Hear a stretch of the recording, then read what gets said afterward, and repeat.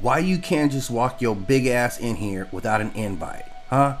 This is a very, very powerful scene in the movie Sinners. And really, for most of the characters, this is the first revelation that there's actually vampires or that vampires even exist. But it digs deep into vampire lore.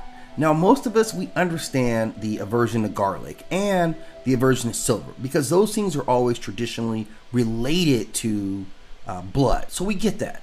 But this invitation rule I wanted to understand. Now, the idea of a vampire needing permission to enter a home likely stems from some very ancient beliefs about spiritual and magical thresholds. Now, in many cultures, the threshold, the doorway or entrance to a home, was considered a liminal space, a boundary between the world of the living and the otherworldly, and that included spirits, demons, and the dead or undead.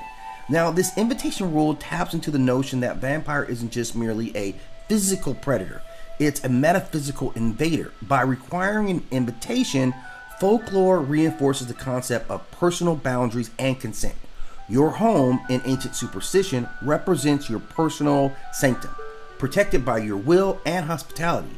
The vampire, being a supernatural parasite, needs to break your protection yourself before inviting them in. This rule connects to folklore. In European folklore, especially Slavic, it was believed that evil couldn't cross a threshold unless it was invited in. This idea protected homes from spirits, witches, and the undead.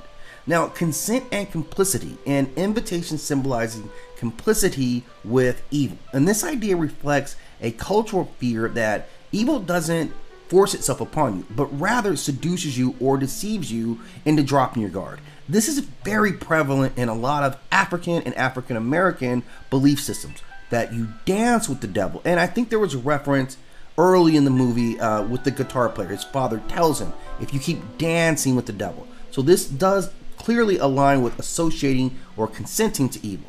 And it has religious undertones. This concept resonates in Christian morality tales where sin and evil only take root if you give them permission. It's almost an allegory for temptation. So why did this rule catch on? Because there's been a lot of rules about vampire lore. And the invitation comes from a concept that is coded into vampire mythology during the rise of Gothic fiction in the 19th century. Now, Bram Stoker's Dracula, while not the first to use it, popularized it for Western audience.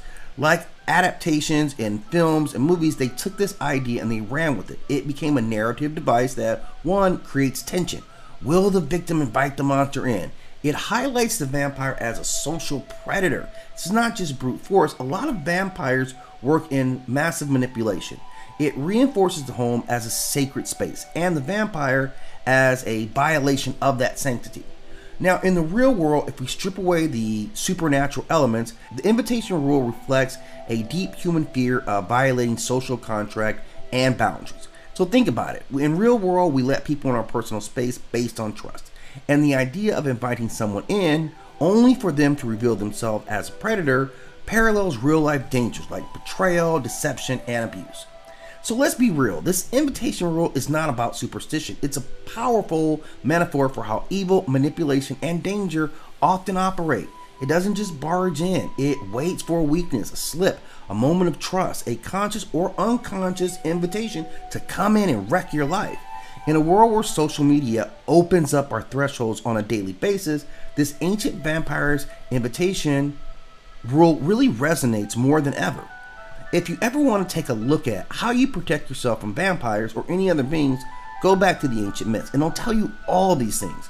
Fortunately, in this movie, they had one person who understood a deep understanding of this lore, and it proved to be a very important movie. Now, nobody lived through this, right? Through some personal, again, that invitation rule worked against them when Grace at the end invites all the vampires in. And I'm going to challenge that a little bit just because why did she have the right to invite into the space that was owned by Stack and Smoke? And I think at this time only Stack is still around, or at that point.